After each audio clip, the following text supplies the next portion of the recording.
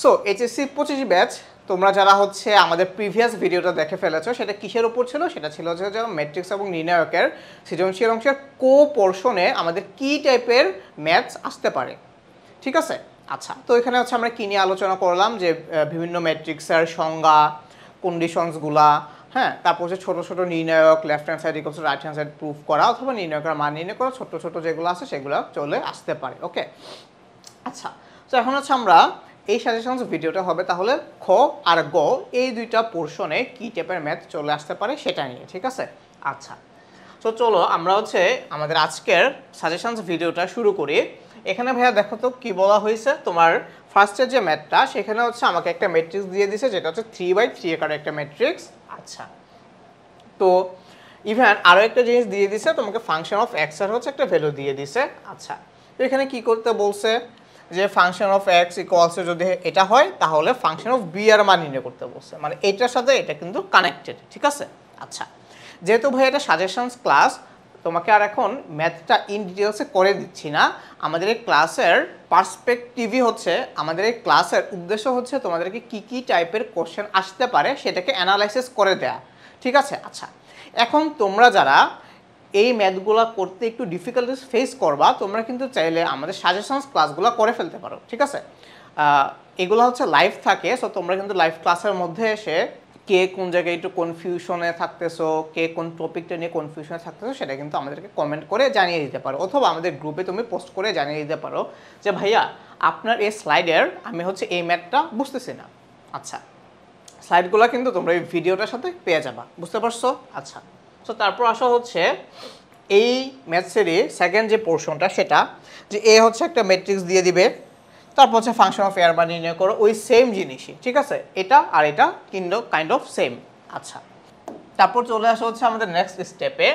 এখানেও মোটামুটি ভাইয়া দেখো একটা ম্যাট্রিক্স দিয়ে দেওয়া আছে বি। আচ্ছা, এখানে একটা ইকুয়ালস টু সাইন হবে, এখানে হচ্ছে আরেকটা ম্যাট্রিক্স দিয়ে দেওয়া আছে, সেটা হচ্ছে এ। ওকে, আচ্ছা, তাহলে আমাকে এখানে কি প্রুফ করতে বলছে যে উদ্দীপকের আলোকে এই যে a² - 9a + 4i + 4i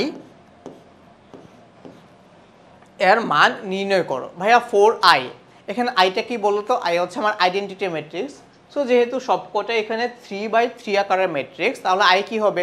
আইও হবে হচ্ছে আমার 3/3 আকারের একটা আইডেন্টিটি ম্যাট্রিক্স। আর তোমরা তো জানো আইডেন্টিটি ম্যাট্রিক্স কি?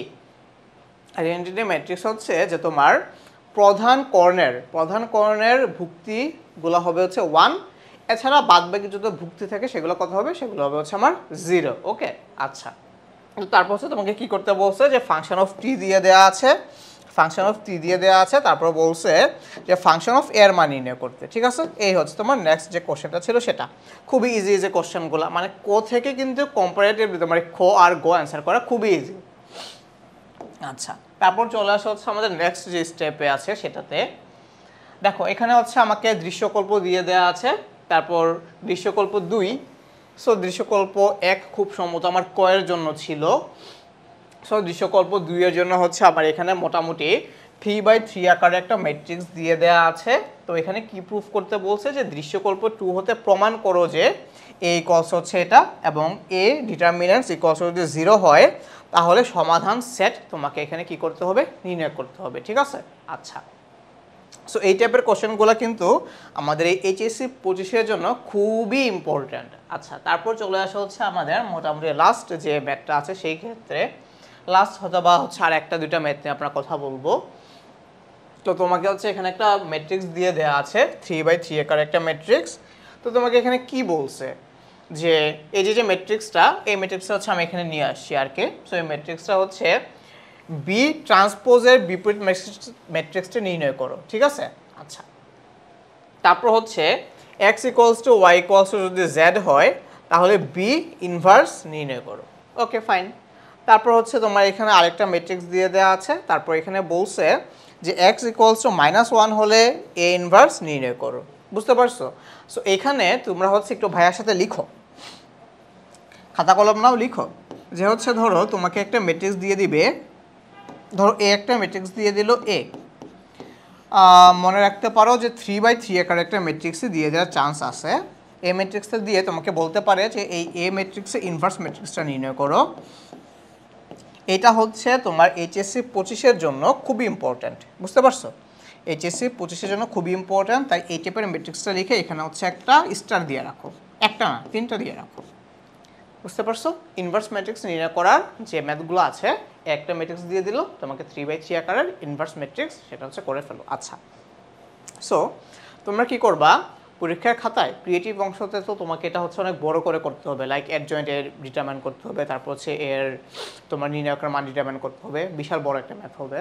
করার পর তোমার ক্যালকুলেটর ইউজ করে কিন্তু এটা চেক করে নিবা। ক্যালকুলেটর কিন্তু জাস্ট 2 মিনিটের মধ্যে তুমি চাইলে এটাকে করে ফেলতে পারো, ঠিক আছে? সো তুমি পুরা ম্যাথটা একবার খাতার মধ্যে করে তারপর কিন্তু ক্যালকুলেটরে চেক করে শিওর হয়ে নিবা যে তোমার ম্যাট্রিক্সটা ঠিক আছে কিনা।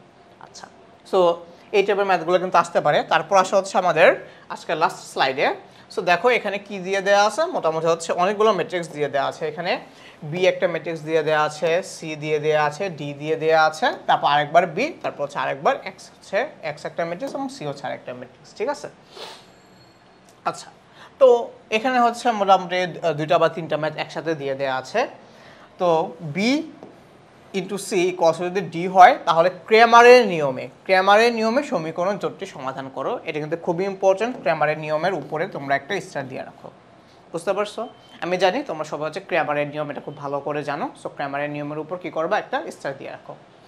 আচ্ছা, তারপর চলে আসি বিএক্স ইকুয়ালস যদি সি হয়। দেখো বিএক্স ইকুয়ালস যদি সি হয় তাহলে ক্র্যামারের সূত্র ব্যবহার করে সমাধান করো।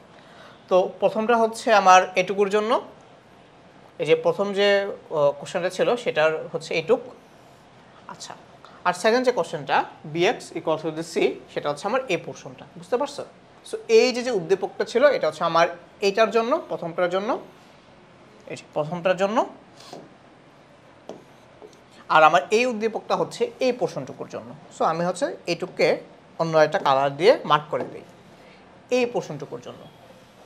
এই পোর্শনটুকুর জন্য কোন ম্যাথটা? এই পোর্শনটুকুর জন্য হচ্ছে আমার এই যে এই ম্যাথটা, ঠিক আছে? বুঝতে পারছো এবার? আচ্ছা, তারপর চলে আসা হচ্ছে, দেখো এখানে এম একটা ম্যাট্রিক্স দিয়ে দেওয়া আছে আর এন হচ্ছে আরেকটা ম্যাট্রিক্স দিয়ে দেওয়া আছে। এম ইকুয়ালস যদি এন হয় তাহলে ক্র্যামারের নিয়মে সমাধান করতে বলছে। সো এইগুলোই হচ্ছে মোটামুটি আমার ম্যাট্রিক্সের একটা রিভিউ ক্লাস বা একটা সাজেশনস ক্লাস। তো তোমরা শেষ মুহূর্তে এসে এই টাইপের ম্যাথগুলো একটু করে যেতে পারো প্লিজ। তোমরা হচ্ছে এই টাইপের ম্যাথগুলো একটু করে যেও, বুঝতে পারছো? কারণ ম্যাট্রিক্স ও নির্ণয় কিন্তু তোমাদের খুব ইজি, মানে ইজি না, এখানে হচ্ছে ইজিয়ার জায়গায় আমি চাইলে এই টার্মটা ইউজ করতে পারি, এই যে এই টার্মটা,